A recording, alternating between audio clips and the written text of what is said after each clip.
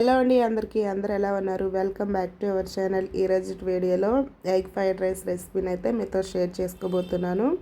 చాలా simple and క్విక్గా చేసేసి ఎటువంటి సాసులు కూడా యూజ్ చేయకుండా ఎగ్ రైస్ని అయితే మీకు చూపించబోతున్నాను. పిల్లలు నార్మల్గా ఎగ్ రైస్ అని అడుగుతూ ఉంటారు కదా, ఓన్లీ ఎగ్తో ప్రిపేర్ చేయకుండా ఇలా వెజిటేబుల్స్ వేస్ట్ చేస్తే హెల్దీ వేలో కూడా ఇచ్చినట్లు హ్యాపీగా ఫీల్ అవుతూ ఉంటాం. సో ఇంకెందుకు మరి లేట్ చేయకుండా ఈ ఎగ్ రైస్ ఎలా చేయాలో చూసేద్దాం. ముందుగా మనం రైస్ని అయితే ఉడికించి తీసుకోవాలి. నేను నార్మల్గా ఉడికించి తీసుకున్నాను. ఈజీగా అయిపోవాలంటే ప్రెషర్ కుక్కర్లో అయినా వేసేసి ఉడికించుకొని తీసేసుకోండి. ఒక గ్లాస్కి 1.5 గ్లాసున్నర వాటర్ వేసి హై ఫ్లేమ్లో 3 విజిల్స్ అయితే సరిపోతుంది. ఏదైనా మందంగా ఉండే కళాయి పెట్టుకొని స్టవ్ వెలిగించేసి ప్యాన్లోకి 1 టేబుల్ స్పూన్ వరకు అయితే ఆయిల్ వేసేసుకోవాలి.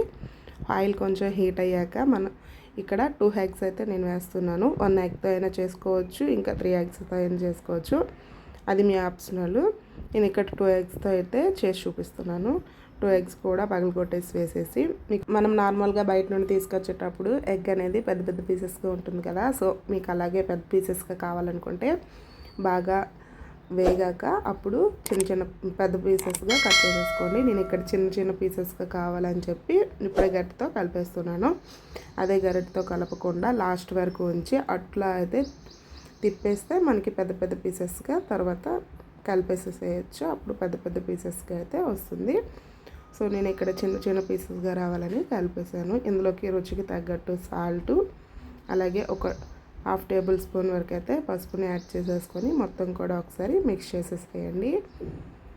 మొత్తం కూడా ఈవెన్గా కలిసేటట్టు కలుపుకొని ఒక చిన్న బౌల్లోకి తీసుకొని వీటిని సైడ్కి పెట్టేసేయండి. ఎగ్ని సైడ్ పెట్టేసుకున్నాక అదే ప్యాన్లో 1 టేబుల్ స్పూన్ వరకు ఆయిల్ని వేసేసుకోవాలి. ఆయిల్ వేసుకొని బాగా హీట్ అయ్యాక ఇందులోకి కొంచెం జీలకర్ర అనేది మీ ఆప్షనల్ మాత్రమే. ఇక్కడ కొంచెం జీలకర్ర అయితే వేస్తున్నాను, డైజెషన్కి బాగా యూజ్ అవుతుంది కదా, సో ఆప్షనల్ మాత్రమే వేసేయండి, లేదంటే లేదు. అలాగే చిన్న పీసెస్గా కట్ చేసుకున్న ఆనియను, క్యాప్సికమ్, క్యారెట్ చిన్నగా తరుక్కొని వేసేసుకోవాలి. అలాగే చిన్న టమాటాలో 1/2 ముక్క కట్ చేసి చిన్న పీసెస్గా వేసేసుకున్నాను. క్యాబేజీ, అలాగే సన్నగా తరుక్కున్న పచ్చిమిర్చిని కూడా ఒకటి యాడ్ చేసేసుకోవాలి. మొత్తం కూడా కలిపేసి లైట్ ఫ్రై అయితే సరిపోతుంది, మనకి ఎక్కువ ఫ్రై అవ్వాల్సిన అవసరం కూడా లేదు. ఇందులోకి ఇప్పుడు రుచికి తగ్గట్టు సాల్ట్, అలాగే ధనియాల పౌడర్ 1 టేబుల్ స్పూన్ వరకు, కారం యాడ్ చేసేసుకొని మొత్తం కూడా కలిపేసుకోండి. అలాగే పెప్పర్ పౌడర్ అయితే ఒక 1/2 టేబుల్ స్పూన్ వరకు వేసుకుంటున్నాను. పెప్పర్ పౌడర్ వేయడం వల్ల మనకి స్పైసీగా ఉంటుంది, అలా టేస్ట్ కూడా బాగుంటుంది. మీ స్పైసీనెస్కి తగ్గట్టు కారము, పెప్పర్ పౌడర్ అనేది యాడ్ చేసేసుకోండి, పచ్చిమిర్చి వేసాం కాబట్టి. అలాగే మనం ముందుగా వేయించుకొని పెట్టుకున్న ఎగ్ కూడా వేసేసేయాలి. మొత్తం కూడా కలిసేటట్టు కలుపుకొని మనం ముందుగా ఉడికించి పెట్టుకున్న రైస్ని అయితే వేసేసేయాలి. పొడిగా ఉంటేనే మనకి ఈ ఎగ్ ఫ్రైడ్ రైస్ అనేది చాలా బాగుంటుంది. ఏం సాసెస్ కూడా యాడ్ చేయలేదు. నేను ఇక్కడ తీసుకున్న కడాయి కొంచెం చిన్నగా ఉంది కాబట్టి కొంచెం రైస్ని యాడ్ చేసుకొని మొత్తం కలిసేటట్టు కలుపుకొని మిగతా రైస్ అనేది యాడ్ చేస్తాను. చూసారు కదా ఎంతో సింపుల్ అండ్ క్విక్గా ఎగ్ ఫ్రైడ్ రైస్ని అయితే చేసేసుకోవచ్చు. మనం సాసెస్ ఏమి వేయలేదు కదా అని టేస్ట్ని మాత్రం ఏమాత్రం తీసి పారేయద్దు. టేస్ట్ అయితే చాలా బాగుంటుంది. మనమైనా సరే లంచ్కైనా నైట్ డిన్నర్కైనా సరే తినేసేయచ్చు హ్యాపీగా పిల్లలతో పాటుగా.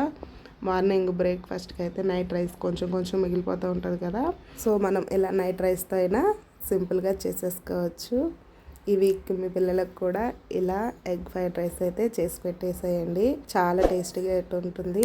ఒకసారి మీరు కూడా మీ ఇంట్లో ట్రై చేసి టేస్ట్ చేసి మీకు ఎలా వచ్చిందో మీ ఫీడ్బ్యాక్ అనేది నాకు తప్పకుండా కామెంట్ సెక్షన్లో షేర్ చేయడం మర్చిపోవద్దు. అలాగే వీడియో నచ్చినట్లయితే లైక్ చేసి సబ్స్క్రైబ్ చేయండి. పక్కనే ఉన్న బెల్ ఐకాన్ అయితే క్లిక్ చేసి పెట్టుకోండి. Thanks for watching.